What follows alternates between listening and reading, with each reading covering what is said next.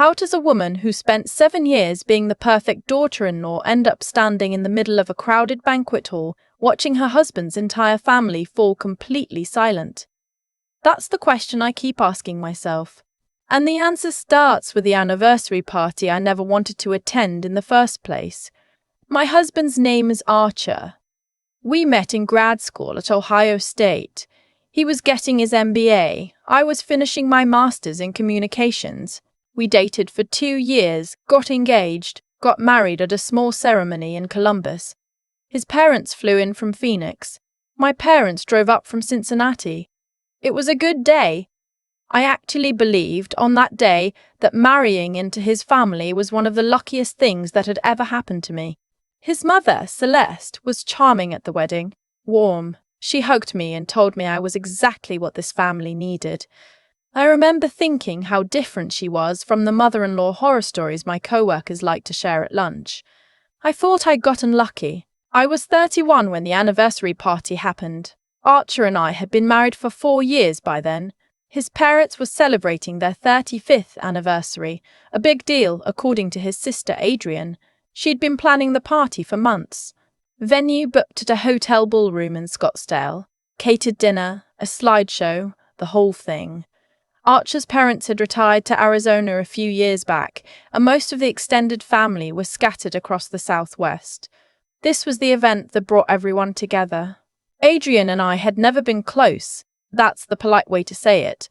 The real way to say it is that from almost the beginning, she'd treated me like someone who had wandered into a family portrait and refused to move out of the frame. She never said anything overtly cruel. It was always subtler than that. A comment here, a look there, a way of talking about my job or my background that made it clear she had filed me under not quite good enough. I worked in marketing for a mid-size healthcare company. I made decent money. I wasn't flashy. Adrian was a real estate agent in Scottsdale who drove a white Range Rover and wore her success like a second skin. She thought my life was small, I could tell. Archer knew there was friction, but he was the kind of man who believed problems solved themselves if you just didn't poke at them. So he didn't poke. And I learned to keep my feelings about his sister in a box with a very tight lid. The party was on a Saturday in October. We flew in from Columbus on Friday afternoon. Archer's parents had rented a large house in Scottsdale for the weekend, so the family could all stay together. His parents, Adrian and her husband, Archer and me, and Archer's uncle and aunt who drove down from Flagstaff. A full house. 2 nights. I packed antacids. Friday evening was fine, actually. Dinner at the house, wine, stories about old family vacations. Archer's father, who everyone called Big Ray, was in a great mood. His mother was glowing. I relaxed a little. Maybe I'd been too tense about this trip. Then Saturday morning happened. I was in the kitchen making coffee when Adrian came downstairs. Just the 2 of us. She poured herself a glass of water and leaned against the counter and said, very casually, "I heard you and Archer has been having some trouble." I looked at her. "What kind of trouble?" She shrugged. "Just what I've heard." "From who? Does it matter?" I set down my coffee mug. "It does, actually, because we're not having any trouble." She smiled in this way she had, not unkind exactly, just deeply unconvinced. "Okay," she said, and walked away. I stood in that kitchen for a long moment trying to figure out what had just happened and why my hands felt slightly unsteady. That afternoon, while we were getting ready for the party, Archer came into the bathroom where I was doing my makeup and said his mother wanted to talk to me. Alone. Before we left, Celeste was sitting in the living room. The house had emptied out. Adrian had taken the kids somewhere. Big Ray was out front talking to his brother. It was quiet. She asked me to sit down. I sat. "I want to talk to you about something, and I want you to know I'm coming to you out of love," she said. In my experience, sentences that start that way never end anywhere good. She told me that she'd heard things, that someone, she wouldn't say who, had expressed concern about my behavior, that there were suggestions I had been spending time with a co-worker outside of work in a way that wasn't appropriate. I stared at her. "Who told you that? That's not the point." It is very much the point, Melissa. She said my name the way you'd say the name of a child who was being unreasonable. I'm not accusing you of anything. I'm just telling you what I've heard, because I think you deserve to know, and because I think you should reflect on whether there's anything in your behavior that could be misinterpreted. I should have stayed calm. I know that now. But something about that word, misinterpreted, cracked something open in me. Because I knew, in that moment, where this had come from. There was a guy at my office, a project manager named Ben, who I had gotten coffee with twice to talk through a campaign we were collaborating on. That was it, 2 coffees, in the building's first floor cafe, with other people around. Somehow Adrian had found out about those coffees, and somehow those coffees had been turned into something else entirely. I told Celeste that nothing was going on, that I had done nothing wrong, and that whoever had been feeding her this information was either misinformed or deliberately lying. She looked at me with this patient, sorrowful expression that made me want to scream. She said she hoped that was true. She said she just wanted to make sure her son was happy. We went to the party. I don't fully remember the drive to the hotel. I remember sitting next to Archer in the back seat of the Uber and staring out the window at the desert and thinking about how many times in 4 years I had held my tongue, smoothed things over, made myself smaller so that his family would feel comfortable. I thought about Thanksgiving when I'd spent 3 days cooking and Adrian had commented that the stuffing was a little dry.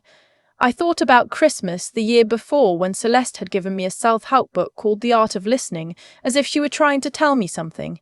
I thought about every polite smile I had stapled to my face and left there until my cheeks ached. The banquet hall was beautiful. Round tables, white linens, centerpieces with orange and burgundy flowers. A photo slideshow was already running on a screen at the front. Pictures of Archer's parents through the decades, young and laughing at the beach, at Archer's childhood home. 100 people, maybe more. Old friends, neighbors, people I'd met once or not at all. We sat down. Dinner came. I ate and smiled and answered questions from Archer's aunt about whether we were planning to have kids, and I said maybe someday in my most pleasant voice. Halfway through dinner, Adrian tapped her champagne glass and stood up. She said she wanted to say a few words about her parents before the formal toasts. She talked about how her parents had shown her what a real marriage looked like. Commitment, trust, choosing each other every single day. She talked about how much it meant to her to come from a family where loyalty wasn't just a word, it was a practice. And then she looked at me. Not for long. Just a second. But it was deliberate, and we both knew it, and I felt the blood drain from my face. Archer, next to me, was clapping. He hadn't noticed. Later, after the main course was cleared and the dancing had started, Adrian's husband, his name is Scott, pulled me aside near the bar. He said he needed to tell me something. His voice was strange, tighter than usual. He said Adrian had been acting differently lately, that she'd been secretive, that he'd found something on her phone 2 weeks ago that he couldn't make sense of. A name that kept coming up. A co-worker of hers from the realty office. He said he hadn't told anyone yet. He wasn't even sure what it meant, but he thought I should know. I thanked him quietly. I told him I was sorry. I meant it. I went to the bathroom and stood at the sink for a long time looking at myself in the mirror. Here is what had happened, and I had put it together by then. Adrian had been having an affair, and somewhere along the way, maybe out of guilt, maybe out of projection, maybe because it was simply easier to look outward than inward, she had taken the most innocent details of my life and turned them into a story she could use. She had gone to her mother with that story, and Celeste, who trusted her daughter completely and perhaps understood her daughter more than she admitted, had believed her. And now there was a party for 35 years of marriage happening on the other side of this bathroom door, and somewhere in that room Adrian was dancing with my husband's family while her own marriage sat quietly dissolving. And I was the one who had been pulled aside this morning and asked to reflect on my behavior. I dried my hands. I walked back out. I want to be clear about something. I am not a dramatic person. I don't enjoy confrontation. In 7 years of being part of this family, I had exactly 0 scenes. I had absorbed so much for the sake of keeping peace that there were things Archer still didn't know, looks his sister had given me, comments his mother had made, the quiet, ongoing accumulation of 1,000 small moments that had never quite been worth the argument it would take to address them. But I was done. At our table, I picked up my phone. I had screenshots. I want to explain how I had them, because I know how it sounds. 3 weeks before the party, I had gotten a strange message through Instagram from a woman I didn't know. She told me she was sorry to bother me, that she didn't usually get involved in things like this, but that she had been seeing someone who had told her he was separated from his wife, and she'd recently found out that wasn't true. She sent me a screenshot of a conversation between her and this man. In the conversation, he mentioned his wife was a real estate agent in Scottsdale. He mentioned her name was Adrian. I had not known what to do with this information. I sat on it. I told no one. I still had those screenshots on my phone. The toasts were happening. Big Ray had stood up and was talking about the night he met Celeste. Everyone was turned toward the front of the room. I leaned over to Archer and said quietly, "I need to show you something." He looked at me. I handed him my phone. I watched his face as he read. I watched the confusion, then the discomfort, then something harder settling in. He looked up.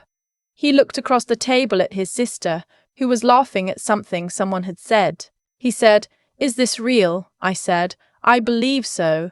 He said, "Why didn't you tell me?" I said, "Because I wasn't sure what to do with it.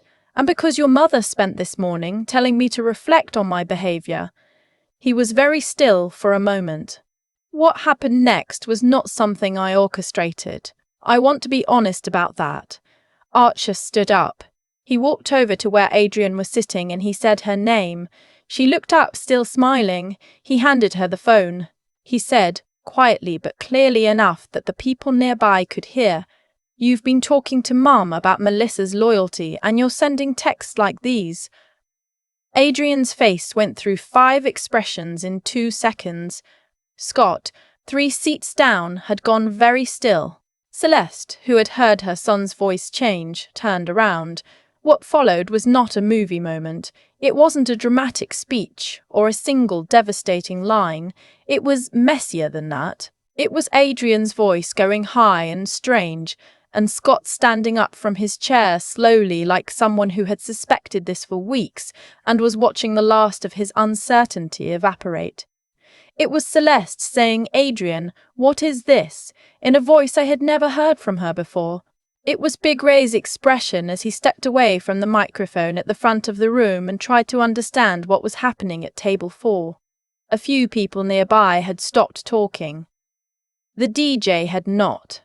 I did not speak during any of this. I sat in my chair and I did not bloat, and I did not cry, and I did not say a single word about what had happened to me that morning in the living room or all the other mornings before it.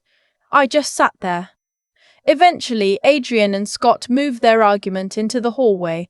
Celeste followed. Big Ray followed Celeste. The table sat in an uncomfortable silence. Archer's aunt leaned over and asked if I was all right. I said yes. She patted my hand. Archer came back and sat down next to me. He didn't say anything for a long time. Then he said, "I owe you an apology." I said, "You do." He said, "I should have been paying more attention." I said, "You should have." We didn't speak much more that night. We took a separate Uber back to the house. His parents stayed at the hotel with Adrian and Scott, who were apparently going to need a long time in that hallway.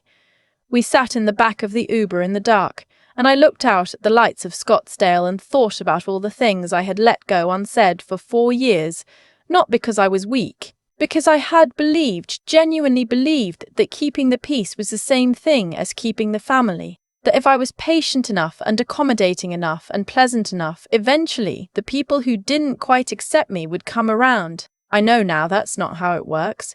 Peace you maintain by shrinking yourself isn't peace, it's just managed silence. In the months after the party, things changed. Not all at once and not in a straight line. Archer and I had long conversations we should have been having for years. He had known, on some level, that his sister was unkind to me. He had chosen not to see it clearly, because seeing it clearly would have required him to do something about it, and doing something about it would have cost him something. I understood that. I also told him clearly that it couldn't work that way anymore. Celeste called me 6 weeks later. It was a Sunday morning. She apologized. Not a short apology, a real one. The kind that takes a while. The kind where you can hear the person actually working through their own accounting of things. She said she had let herself be influenced by the wrong person and she hadn't asked the right questions, and she was sorry for what she'd said to me before the party. I accepted it. I wasn't sure yet what our relationship would look like going forward, but I accepted it. Adrian and Scott went into couples counselling. I don't know how that is going. I don't ask. What I know is this. The version of me who flew to Scottsdale that October was someone who had spent years believing that being good enough would eventually be recognized, that the truth would surface on its own, that patience was a virtue worth any cost. I had been wrong about that, in the specific way you can only be wrong about something you've believed for a very long time.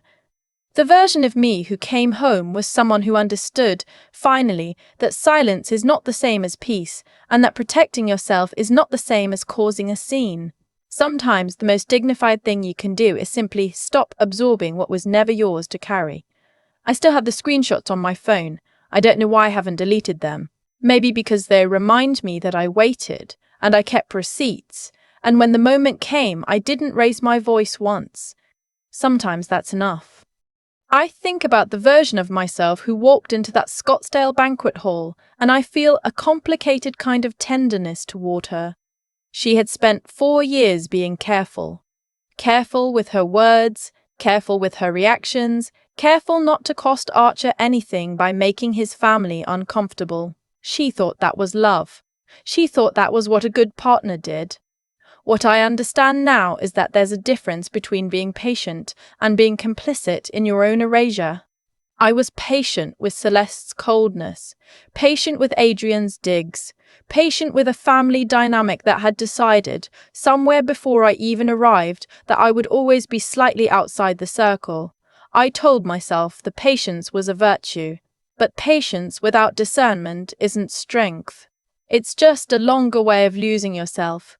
Adrian's choices caught up with her because that's what choices do. Not because the universe was keeping score in any mystical sense, but because the practical weight of dishonesty is real. She was carrying something heavy, a secret, a lie she built around it, a story she told her mother to protect herself, and heavy things eventually show. The story she constructed about me said more about her internal state than it ever said about mine. That's usually true of accusations like that. The loudest voices in the room about other people's integrity are often the ones with the most to hide. What I wish I had understood earlier is that knowing something and acting on it aren't the same thing. I sat on those screenshots for 3 weeks. I told myself I wasn't sure what they meant, that it wasn't my place, that maybe I was wrong, but I think the truth is I had been trained by years of keeping the peace in that family to distrust my own perception, to wonder if I was overreacting, to hesitate before believing that what I was seeing was exactly what it looked like. Learning to trust your own clear-eyed reading of a situation, that's not arrogance. That's a skill, and it takes practice, and I had spent 4 years practicing the opposite. The night Archer handed his sister my phone and said what he said, he did something I hadn't been able to do for myself. He stopped performing normalcy for the sake of the room. That cost him something. I know it did. It cost him the comfortable version of his family where nothing was ever quite said out loud. But some costs are worth paying. Some things, once you've seen them clearly, you cannot unknow, and trying to unknow them just makes you smaller. I'm not someone who believes you get back exactly what you put out in precise and measurable amounts. But I do believe that who you are under pressure reveals itself. Adrian under pressure chose to deflect. Celeste under pressure chose to believe the easier story. Archer, when it mattered, chose to look directly at the truth even when it implicated the people he loved. And I, for the first time in 4 years, let myself be defended without immediately trying to smooth it over. That last part was harder than it sounds. I still have the screenshots, and I thought about deleting them, starting clean, letting it all go. Maybe I will someday. But right now they remind me of something I need to keep remembering, that staying quiet for the sake of everyone else's comfort is not the same as having integrity. Integrity is knowing what you know, holding it carefully, and being willing to let the truth do what it needs to do when the moment comes. Archer and I are still working things out. It's not simple. Marriages rarely are. But for the first time, we're being honest in a way we weren't before, and that's worth more to me than any version of peace I was buying with my silence.